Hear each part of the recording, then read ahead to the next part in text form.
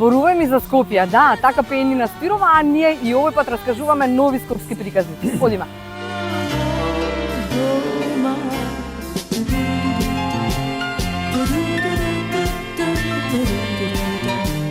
Здраво. Мило ми е. Драго ми е. Катерина. Антонио. Вие сте Антонио Димитриевски. Така е. Да. Се уште. Да, зборавме пред малце пред да почнеме и официјално, ми рече сакаш да направиш некаква паралела за тоа старо и ова некакво ново Скопје, нели, кое што имавме можност да го запознаеме. Ако те прашам што е она што те возбудуваше од старото, а што пак сега ти е убаво во новото Скопје, што би ми рекол? Старото Скопје имаше душа. Ова ново Скопје нема душа, му ја земаа душата. Му ја земаа разни работи и нешта, му ја зема политиката пред се, му ја зема сиромаштијата, му ја зема провинцијата и уште ред други работи кои ни се случија сите овие години. Ама затоа по ова ново Скопје има нешто што можеби старото го немаше, иако убавините беа подеднакво добри и тогаш и сега. Има проклета можност на избор. Тогаш изборот беше сведен на, како да ти кажам, на малку нешта кои сите умеевме максимално да ги искористиме или конзумираме или што и да е. Сега проклетата можност на избор е голема, огромна, така што секој си го наоѓа веројатно своето место, си зема парче од дел од своето небо, ама генерално недостасува сплотеноста. Ако порано бевме сите како едно, речиси да немаше, да не се познаваме, јас малку го затекнав Корзот, ама потоа ги затекнав и Ванила, и Ани, и Бони, и Камел, и сите оние места каде што беа апсолутно собиралишта на скопската младеж тогаш, сега тоа го нема. Сега живеат во исто мало, а не знаат кога ќе се најдат во исти кафич, не знаат, не се познаваат. Ете, отприлика тоа е таа приказна која ми се допаѓа од она време, а не ми се допаѓа од ова време и обратно. Ама, знаеш како, сите кога велат, у моје време, во суштина е некаква потајна, латентна жал за младоста. Нема моје и твое време. Секој има свое време и ова Скопје има свое време.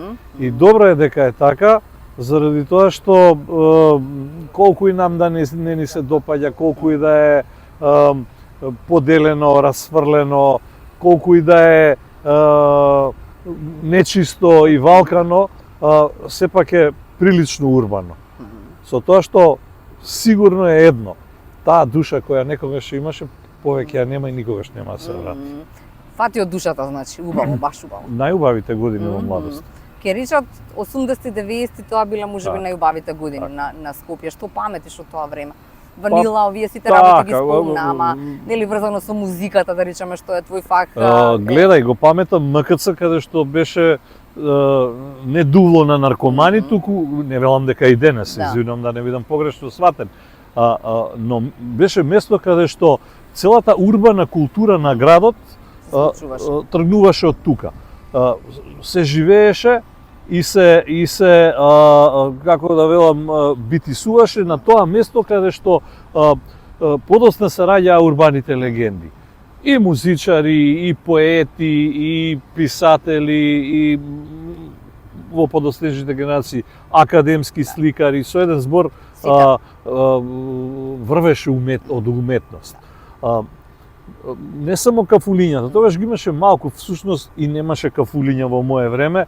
Јас ги затекнав и бев сведок на првите кафулиња, Ани и Бони, кои беа ние излегувавме, не знам, во кермес, у пивница, у грил, она што се сега некои ресторани со други имиња, како не знам, Тренд Лондон и така натаму, да не правиме некому реклама.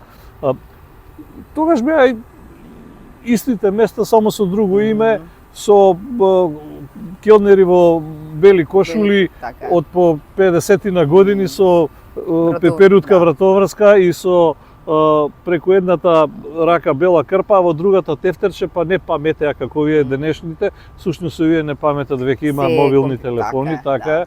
Овој IT време. Така е, да. А овие запишуваа на бело тефтерче. Така е. И ја паметам, не знам, го паметам бурекот во 4-5 сабајлеот и дискотеките Амо кај работеа. Викторија, во ова кај Не само во Чаир или имаше, секаде? не, имаше секаде, имаше и во центар овој бурекджилници Во кои работеа. во тој дол јас кога нели да речеме бев во тие години, таа бурекджилница во Чаир што е пред Чирчанката, тука бевме Па е на некои други места, Драгстор Бети е она едно од да, местата да, каде да, што да. имаше и бурекджилница, Аха. популарниот Зајко.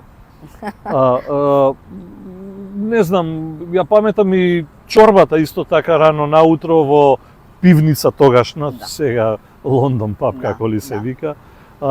Паметам многу убави нешта, ги паметам собиранките на скалите на Кеот, паметам собиранките во градскиот парк, иако и сега ги има, и новите генерации. Дел од тоа, веројатно, од таа култура задржа и новите генерации. И денешниот, тогашниот дом на млади, денешен МКЦ, е исто така денес место каде што младите уметници можат и да се искажат и да творат и да се покажат и така натаму да соработуваат меѓу себе. Гледам дека и градскиот парк функционира овако, со тоа што времиња да се такви какви што се.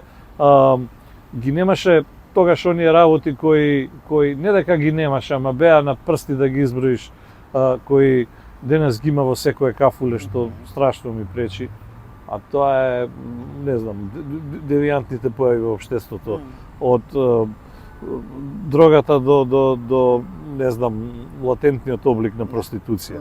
Ама веројатно како и целата, знаеш како, од западот прво што наследивме, ги наследивме лошите работи, а потоа полека ги восприемаме некако вредностите вистински отколку она што е девијантна појава. Прво тоа го примаме и веројатно битието на човекот, да. Каква музика слушаше? Рок н рол се слушаше во тоа време исклучиво. Значи, ти каква си? Ти слушаш Јас сум растен со рок н рол, јас сум рок-н-рол. растен со значи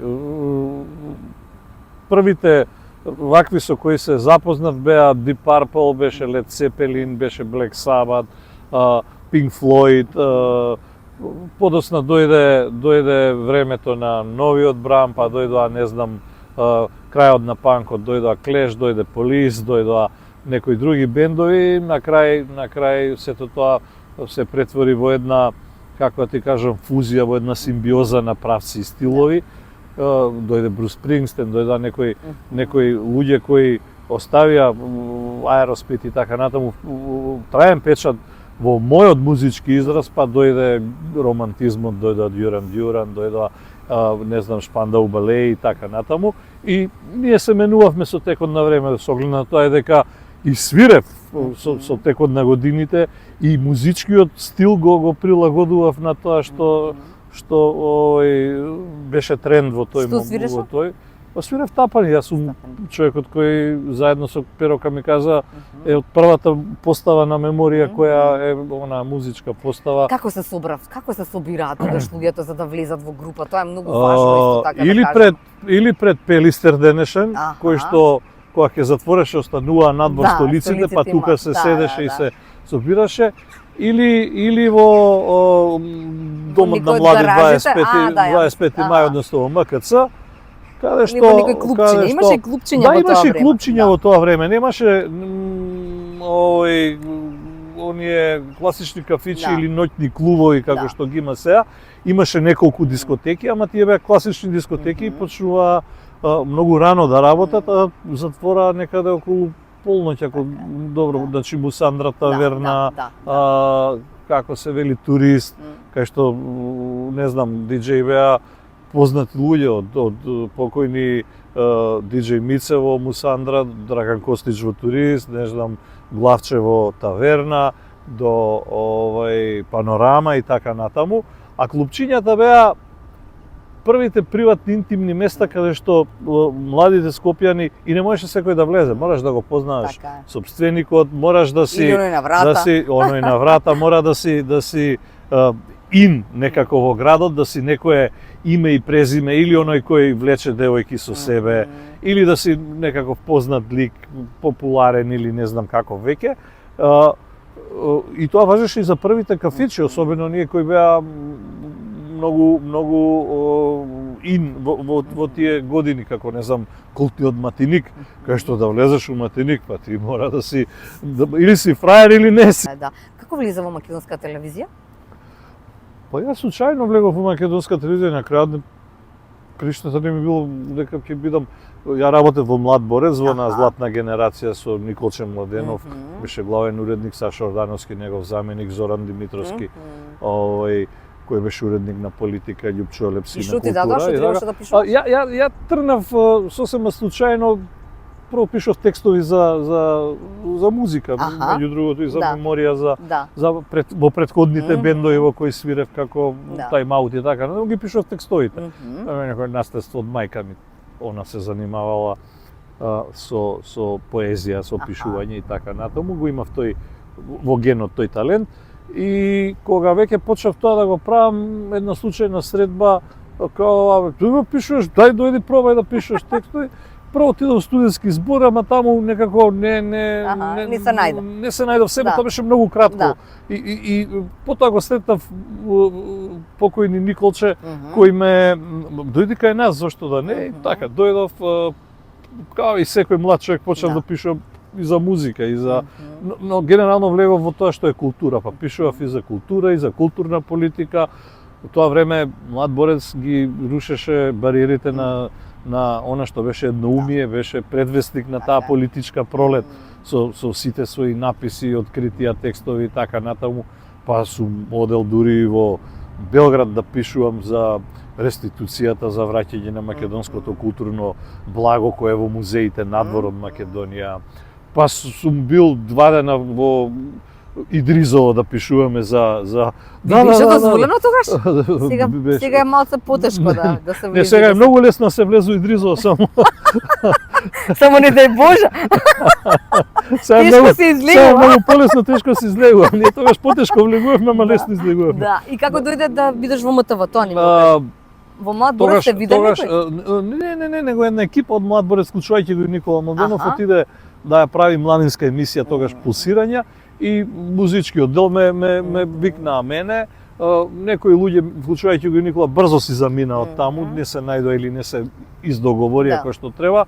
А јас случајно останав и бев паралелно работев во Млад борец, и ова ми беше како тезга што велиме ние како хонорар, но овакво со тек на времето Млад борец ја заврши својата мисија, престана полека да постои, се гасеше со доаѓањето, односно со самостојувањето, веќе пред самостојувањето, со почетокот на југословенскиот конфликт, и беше логично да предам во МТВ, односно да останам таму на стално за некој време добив решение и така од таа младинска емисија која потоа бевме повикани да направиме. Знаеш како се распадна системот на ЈРТ, на МРТ и фалеа програми. Пред тоа беше ти правиш едно и уште 5 други зимаш или 6 од сите други.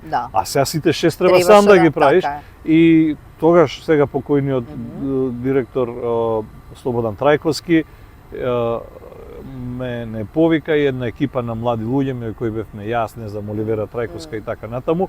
Едни направија политички емисии со Јадранка Косто Оливера и екипата, па ја направија безнасловно со Под, а јас природно припаднав во редакцијата Забавна музика, односно културно-уметничка програма, секторот, и тогаш со Иван Мирчевски и со Гордана Куновска која ни се приклучи под покровителство на бардот на македонската и музика и телевизиско уредништво Димитар Масевски, ја направивме Шоуто мора да продолжи, тоа беше тоа. По некое време дојдоа 12 величествени како први музички награди во Македонија, некакво логичен редослед на таа експанзија на бендови, на спотови, заради тоа што се прекинаа врските со југословенските републики и македонската сцена ја искористи таа шанса да она што пред тоа тешко можеше да бире, апсолутно, да букне наеднаш и тоа е некаков зародиш на оваа нова сцена денес што имаме ли. Веројатно беше лесно заради тоа што или им беше предизвик на сите кога МТВ ќе ги викне на некоја или имаше место за сите. Како беше уствари? Не имаше место за сите. Генерално, знаеш како МТВ било и ќе остане академија и за новинари, ама ќе остане и поле за презентација на и денесе. Ја не гледам дека има не знам колку музички емисии кај што можеш да промериш нова песна, нов спот, но всушност и нема. И тоа што го има е на МРТВ. Така што, ама од тоа време особено беше сето тоа многу интересно заради тоа што на луѓето сега веќе има тоа нормално, веројатно со текот на децениите, ама тогаш пред тоа никој не ги викал или многу малку ги викале, ние нешто во пулсирање претходно ја почнавме таа фаза. И тоа, знаеш, ти да се појавиш на телевизија, на главната телевизија беше вау. Подоцна почна и приватните после неколку години да се појавуваат, не знам, Мајаден па сите па ово, и Телма и така натаму, и приказната веќе, знаеш, почна да станува нормално да бидеш на телевизија. Ама првите години беше баш стварно беше импонираше да бидеш ти. Мене ме интересира друго вака од новинарски аспект. Димитар Масевски го спомена. Колку беше важно да покажеш прашања, да смислиш претходно, да бидеш подготвен. Баш кај што тогаш немаше компјутери, немаше ништо за да се подготвиш. Значи ти требаше едноставно да бараш луѓе кои што ќе ти ја раскажат приказната. Но нешто треба да го интервјуираш, предпоставувам. Како одеше тоа? Гледај, генерално две работи. Она што е странска музика и странски информации, ние ги се обидувавме да ги набавиме преку списанија кои ги купувавме, нарачувавме од странство, некој ќе отиде во Англија или во Германија, во Грција одевме сите, па сами купувавме и носевме и читавме, правевме, некои луѓе беа предплатени на списанија кои се музички и така натаму, меѓу себе разменувавме информации. Тоа е втората работа и тогаш беше зародишот, се појави MTV кој никој го немаше осем сателитот на МТВ. И така дојде и мојата соработка со, да речем, Иван Мирчевски, кој така влезе во новинарските води. Иван беше практично монтажер кој работеше во техниката, ама заедно со брат му работеа во Македонското радио музичка емисија и ја познаваше музиката. И јас барајќи уште во пулсирање кога бев човек кој некој познава затоа што другите беа возрастни жени и нема појма од музика. Они ќе ти ја снимат емисијата, ама не знаат. Знаеш, ти ќе им кажеш, види, топ листата на MTV оди, не знам, во понеделник од 6 до 8, они ќе ја снимат и ти после седи, вади, гледај. А со него беше лесно да кажеш, види, има, не знам, Љуби Фортинова песна, има овој нова песна, има оној нова песна и така натаму. А за нашива како? Со нашите имаше комуникација, знаеш, телефони постоја, ќе се договориш, ќе го прашаш, ќе ти каже,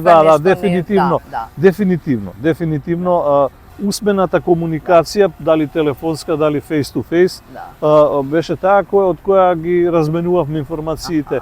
Ние за нив, тие за нас и така натаму.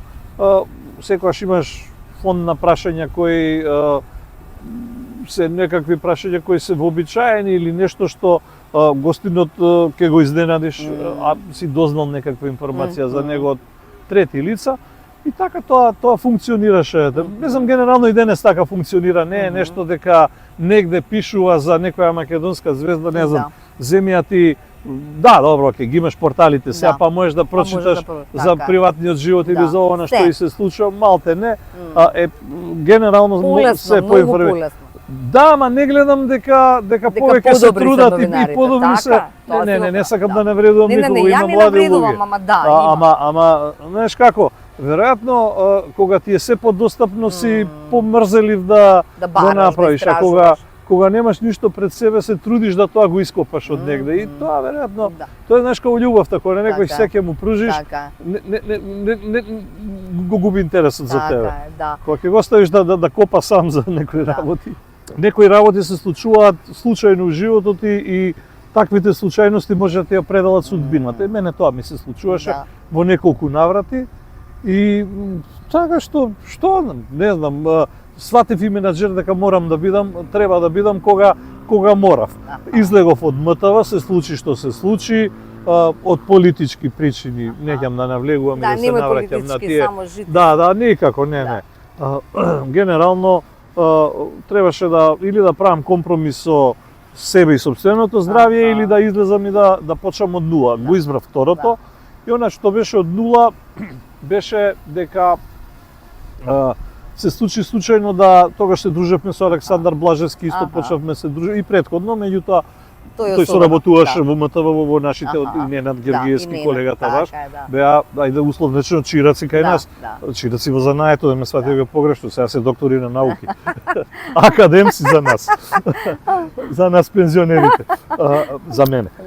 И Блажевски беше во А1 во тоа време и беше во жири на Идол. А во Идол пееше една македонка која стигна до самиот крај во финалето, меѓу двете најдобри, значи Нона Неделковска ја опраша и вика, види девојче, она, дај ќе сака кариера да прави она, ти си сега слободен. А ја имам веќе регистрирана продукција, ама продукција која се бави со се и се што ете. Од правење на вакви емисии до менаџирање на настани, нешто такво. Апсолутно на настани. На ивенти, на што го да. И така дојде, тој ја донесе, дојде до таа средба, почнаа тие разговори, се договоривме со татко, ја уште малолетна, потпишавме договор и така тргна се. И како тргна со незе успешно, работите функционираа перфектно, и прва, втора, трета година, фестивали, негде победи, негде успеси, хитови, спотови, едно CD, друго CD, тоа почна се продаваше од тогашни фантастични тиражи од по 2-30 илјади, што беше... Не ми е јасно на овие луѓе сега, што ме гледате се помладина. Ништо не е јасно. И мора признам дека и пристојно се заработуваше, и имаше за сите, и за звездата, и за менеджментот, и така тоа тргна, и после почна работам со едни, други, трети, па дојдоа луѓе од надвор, првиот концерт со Бојан Маровиќ во универзална сала, и тие настапи по клубови и дискотеки, и така тоа траеше 10 години. До моментот додека исто не реков доста е од здравствени причини и конечно годините. Тоа е друго. Тоа е друга барите таа работа, така? Таа си е мукна работа, патувања секој викенд од град во град до 5 наутро, знаеш како ноќните настапи почуваат во 12:30, еден траат до 3:30, а дека се собереш, дека се поздравиш со газди, разложиш сите работи, тоа трае и на крај 5 седнеш у кола, ти спие главата, два пати сум се фатил како заспивам до банкина и реков не, ова веќе не е за мене. Тоа последните години мислам.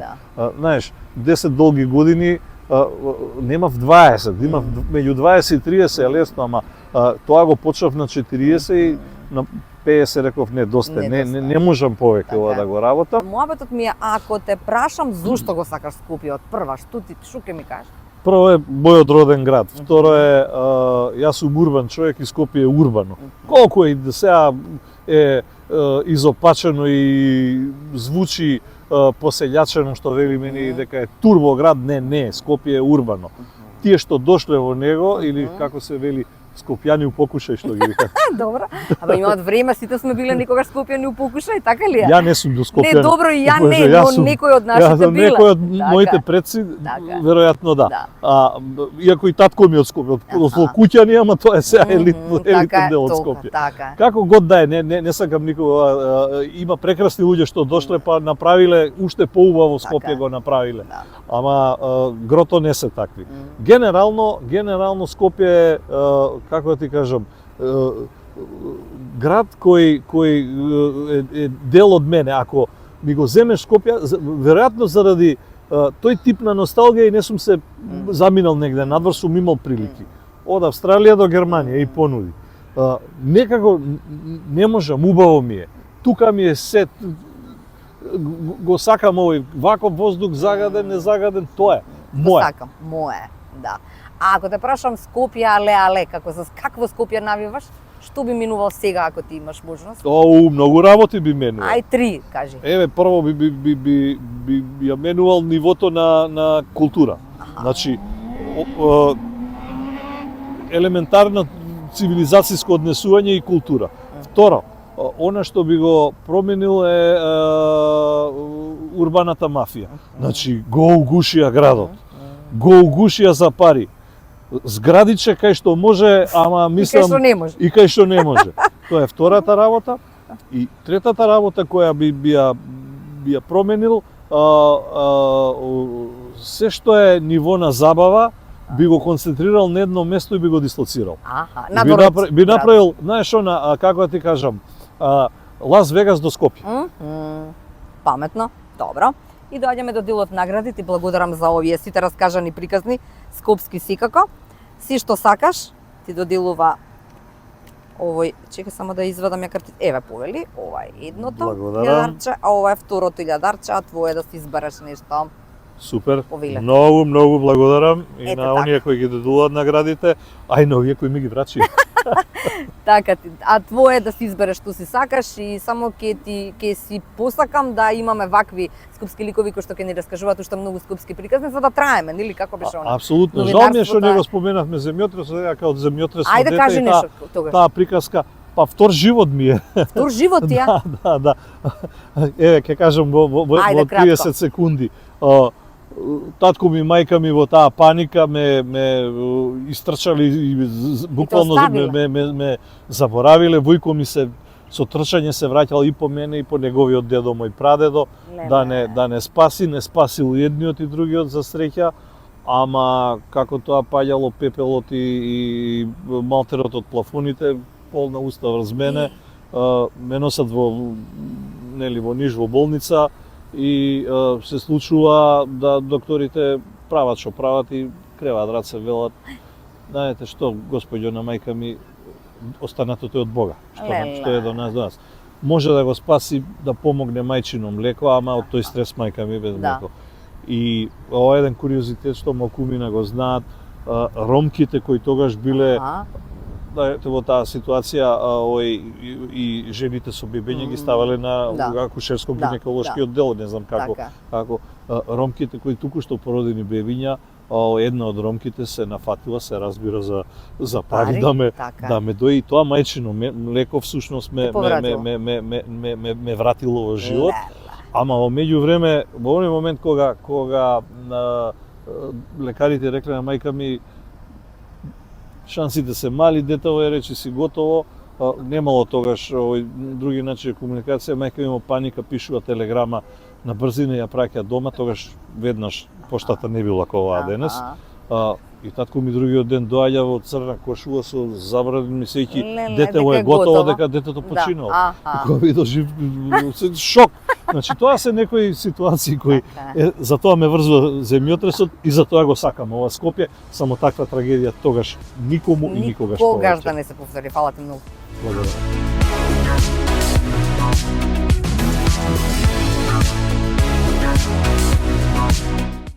Има едно дугме кој ќе опуштиш, има аутопилот. Сам лета после. Чао, Марко! Сам лета после. Марче, добро е, ако го искршиш те убив. Чао, Марко, доста е!